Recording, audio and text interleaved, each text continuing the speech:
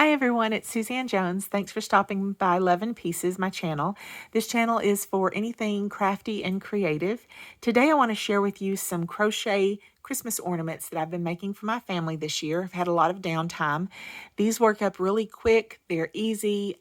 They use the most basic of crochet stitches, so they're great for a beginner, but if you're someone who's proficient in crochet, this is a great gift also to make because they're so easy to come together. So just to kind of start out, if you are new to crochet, for this project, we're going to need two different kinds of thread. We're going to need some red and some white. And I like to get the red that has a little bit of a sparkle to it. I think it just adds a little bit more interest to it. You can get them both sparkly. They can both be plain, whichever you choose. I usually get the red sparkle and the white plain. And the first thing we need to do is to make our slip stitch. This is how all crochets start. Well, most crochet projects start. And my mother taught me to hold my yarn with it wrapped around my pinky and then around my finger, and this is how I've learned to hold my yarn. That's something that as I've tried to teach other people, I realize it's very personal. You have to find something that gives you a good grip on the yarn, and allows you to have some tension, but also lets you let the yarn slip through easily as well. So this is something that is usually the hardest thing to teach, and sometimes the hardest thing to learn because it's quite personal in how you hold your thread. But I will always take my crochet hook, slip it around my yarn, and kind of make a loop and hold it with my fingers. And I finished out that twist so that there's actually a twist on the needle as well as my loop. And then just pull through, and that gives you a slip knot.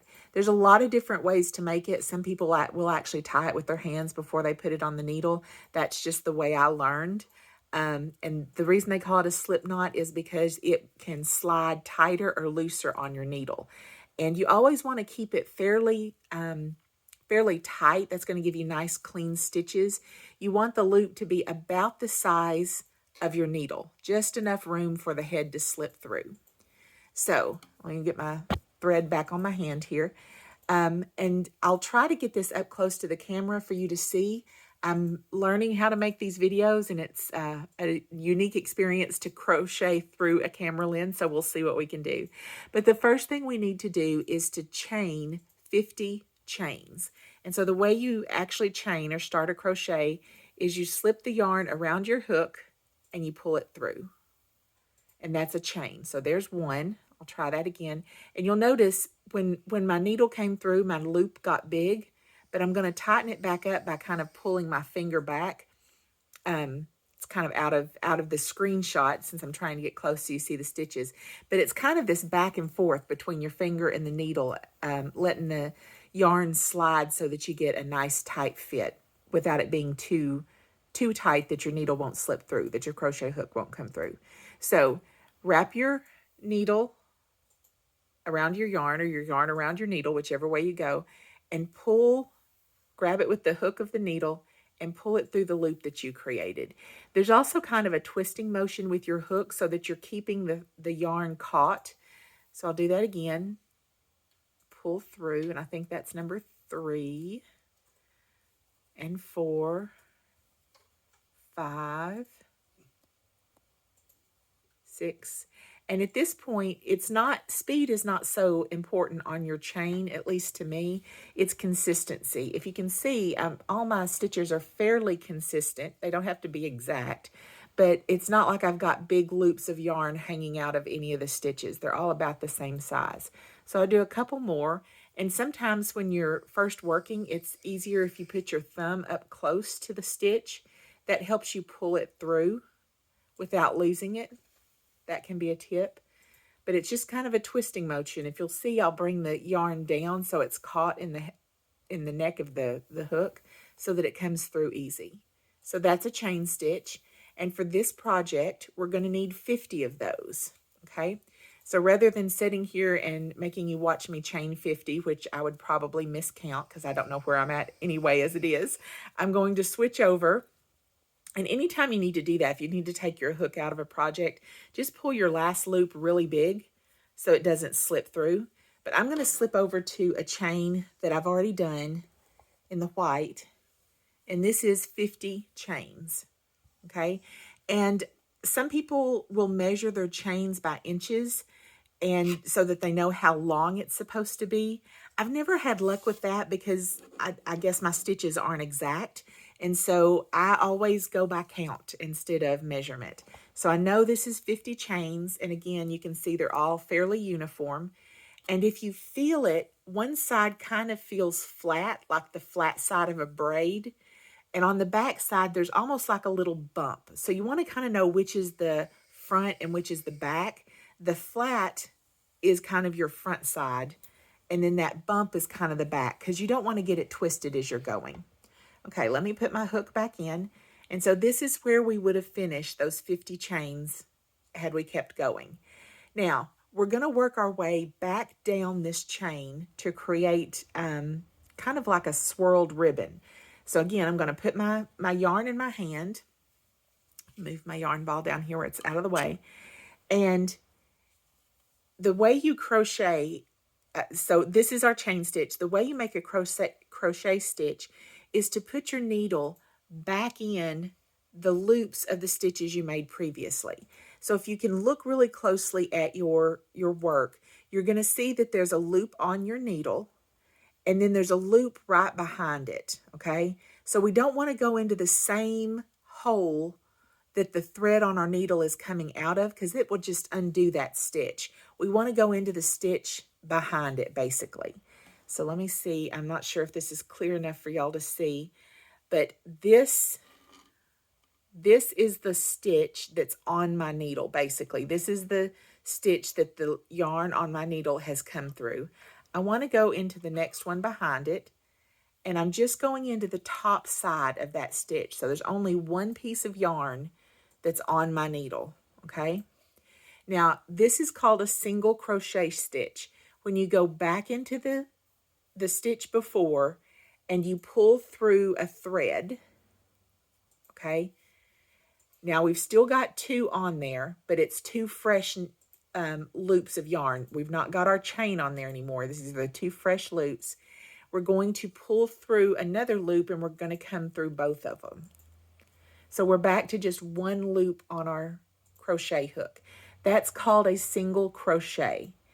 I say almost all. I'm not proficient in every single crochet stitch, but most crochet stitches will start with you going into a stitch and pulling through a loop, and that's anchoring basically your new stitch that you're going to create to the old work that you had, that chain that we originally started with. So I went through, I pulled through a loop of yarn, and then I'm pulling through another through both of those, and this is a single crochet. So I've already messed up. Let me back up. That's how you would work your way down this whole chain, is every stitch would go into the next chain, the next yarn of the chain, okay? For this project, what we're going to do is we're going to put 3 single crochets into each of those chains. So now that I've kind of worked in them a little bit, they're kind of open and you can see them. This is that first chain away from my the stitch that's on my needle. I'm going to pull through. This starts for my new stitch, and I'm going to pull through both of those. That's a single crochet, and I made it in that first chain after the stitch that was on my needle. That was 1 crochet. I'm going to do it again in this same hole. Go through and pull through a loop, so I'm starting my new stitch. Pull through both of them. That's a single crochet. Let me get some yarn here. I'm tightened up. And we're going to do it one more time. Back into that same chain. Pull through a new loop. Pull through both of them. That is 3 single crochets into our first chain stitch. We're going to work our way all the way back down this chain, doing 3 single crochets in every chain. So into the next chain stitch, pull through a loop for to start my stitch, pull through both of them to finish that single crochet, Do it one more time, two more times, and that's a total of 3, okay? Back into the chain stitch, pull up a new loop, create 1 single crochet, 2 single crochets, our 3rd single crochet, and I'm going to go a couple more because I want you to see what's happening to the yarn behind my needle, okay? As I'm working, you can see that those holes are kind of looking big. That's fine. They're getting a lot of yarn added to them, so they're going to stretch out. But if you can see what's happening is what the stitches behind my needle back that I've been working on, they're beginning to curl, and that's what you want. So just keep working. There's 1 single crochet, 2 single crochets, 3rd single crochet, and you can see it's making like a little corkscrew. You just keep working, and that's going to keep going. Let me do one more. 1, 2, 3. And really, as you work your way back, just focus on that next spot, because once you get that first single crochet into it, it's going to open it up and be easy to see. The hardest part is just finding that next stitch, and it's really not that hard at all. Even for someone like me who's got some old eyes looking at it. I've noticed how much easier a lot of these crafts were when I was younger. I can remember my mom taught me pretty much all the crafts that I do, and she would always have me thread her needles for her, or pick up something that she dropped, or double check a stitch that she was doing. And I just couldn't understand why she couldn't see what she was doing. But boy, I understand it now. Okay, so that's what's happening to our chain, and the stitches behind us is they're turning into this little corkscrew. I'm going to lay this aside and show you one that's finished. So here is one where I've gone all the way back down and put 3 single crochets into all 50 of those chains. So I've got this nice cute little crochet, and I've done one in red as well. You'll need both of them. Now we're going to put them together to make our candy cane.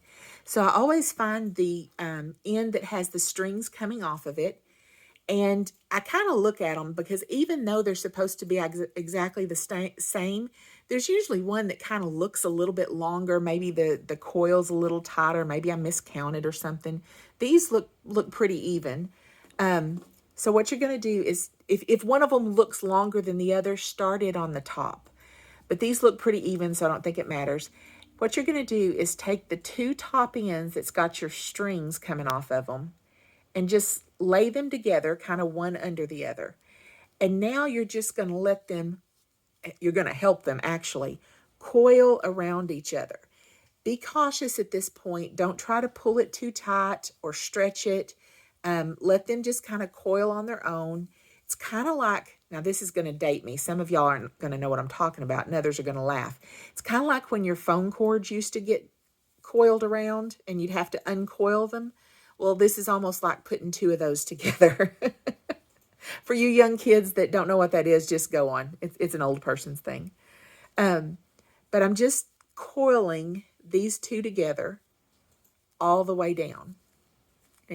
It takes a second because, like I said, you don't want to stretch them. You want them just to kind of lay as natural as they can.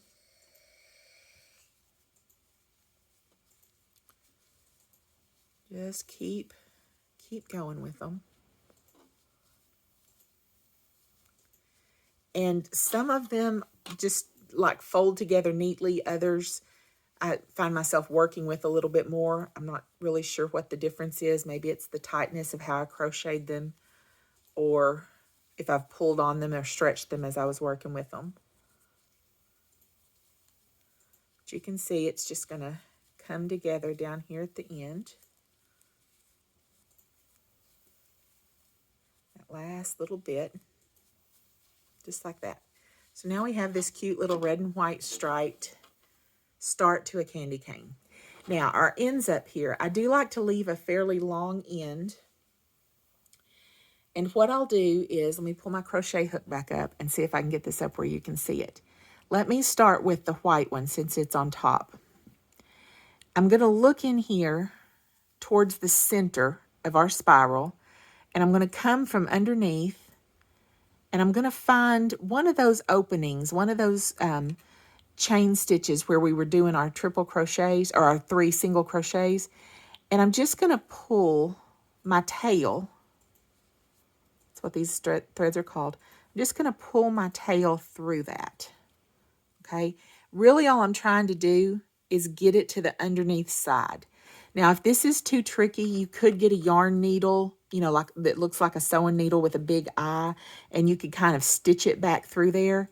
I find this works just as well. It takes a second longer, but it works just the same. Really all you're doing is just getting your threads to the underside. And you kind of have to do this once it's spiraled together, because I've seen it work its way out before when I did it before I spiraled it. So now I'm going to take these 2 threads and I'm going to kind of spiral them around, not the red ones. Let me get those out of the way. Make sure I'm still in focus here. Okay, I'm just going to kind of pull it a little tight, and I'm just wrapping it into that spiral.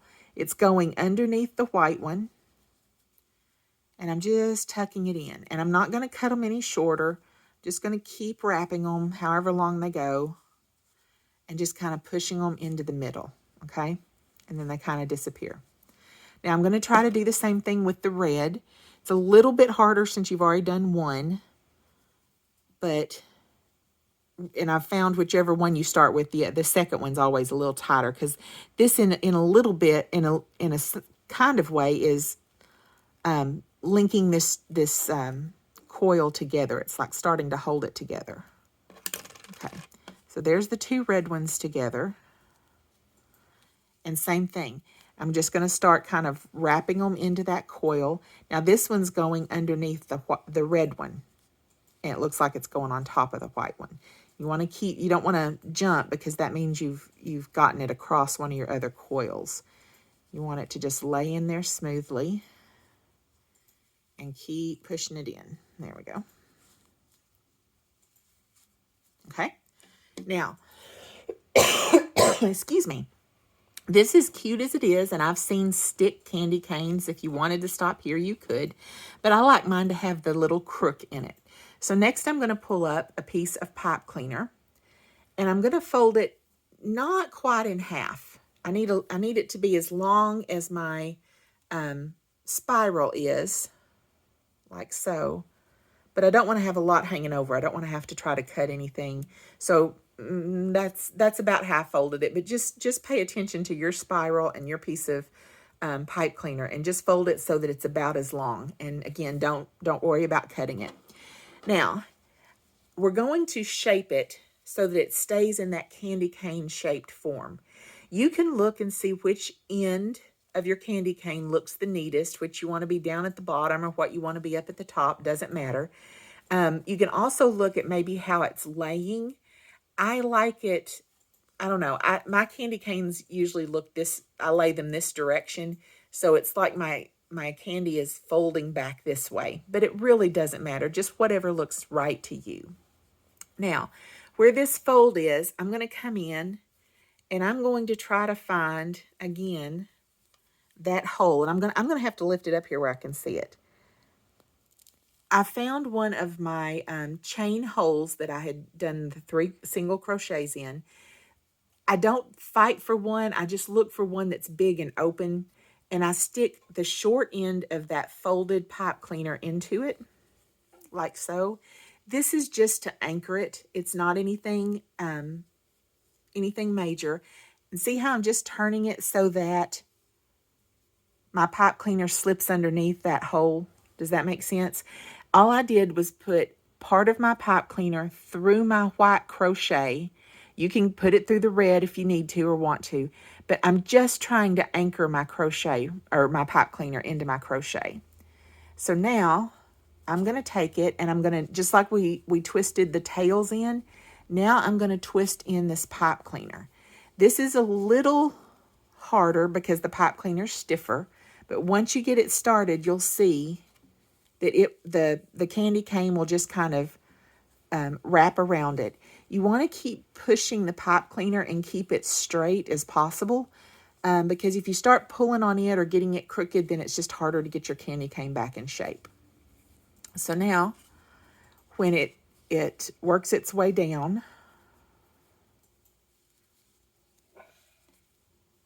keep going. I will give you this tip. Don't, up here where I doubled over my crochet or doubled over my pipe cleaner, don't do that at your longest bottom end. You want to do that up where the crook, the neck of the candy cane is going to be. That way where you've got the bend, you've got the most pipe cleaner. You're going to have 2 layers of pipe cleaner in there. And that will help hold that neck better. Okay. So I've got my pipe cleaner has hung up on my candy cane here. Just a second. There we go. Where that other folded piece ended, there's a little piece of wire, and so it hung up on my crochet, on my yarn. Okay. All the way down to the end. If your pipe cleaner sticks out the back end a little bit, you can just kind of bend it and tuck it up in there so that it's not showing, not poking. And see, this is where I kind of was having trouble. If you'll see, that's where my pipe cleaner was wanting to give me a little bit of grief. But once you've got the pipe cleaner wrapped in there, just kind of play with it, smooth it back out. That's still giving me a problem. I don't know if y'all can see that, but this end of the pipe cleaner it keeps hanging up and wanting to poke there. It just isn't working right. I'm going to fold that up, see if I can get that to stop doing what it's doing. Okay. There we go. Now our candy cane has a little bit of stability to it. So we're just going to shape it around. Kind of over push that neck a little bit because it will spring back on you. And there we have a candy cane, a crochet candy cane. And I'm not sure which direction my camera's going, if this is going to be completely upside down for y'all again. One of the last videos I filmed was completely upside down. I appreciate all y'all that stick with me through all these learning curves. Okay, but there is our crochet candy cane. Now you can just take like a ornament hook and put it through the top. You could use some extra yarn and make a little loop. What I'm actually going to add some ribbon to mine, but I'm out, and so that's why I've not finished mine up just yet. So I'm going to weave or pull through just a little piece of ribbon to make a loop for it to hang with for the ones I'm making for my family. But you can adjust these to different lengths if you want bigger ones, if you want smaller ones. If you go much smaller than the 50, what you probably need to do is back down to 2 single crochets in each hole, because this gets pretty thick if it's a real small one and it doesn't bend very well. So if you wanted a smaller one, it would also make it not quite as fluffy. It would kind of shrink it in all dimensions, and I think that looks better. But this one is 50 with 3 single crochets. And like I said, definitely anything lower than 40, I would do I would do 2 single crochets in each chain instead of 3. If you go larger, like if you wanted to make a great big one, you could try 4 single crochets. What that's going to do is just kind of make it a little bit puffier, give a little bit more volume to it. So if it's longer, it's also wider to kind of keep it in proportion. But anyway, play around with it. Find your own ratio that works for the look that you're going for. I hope you've enjoyed this, and be looking for other videos coming up on my channel. I'm trying to get several out before the holidays just to film what I'm doing and making for this Christmas. And I hope you have a chance to be creative today. I hope you have a great day, and I hope you're nice to people. Thanks.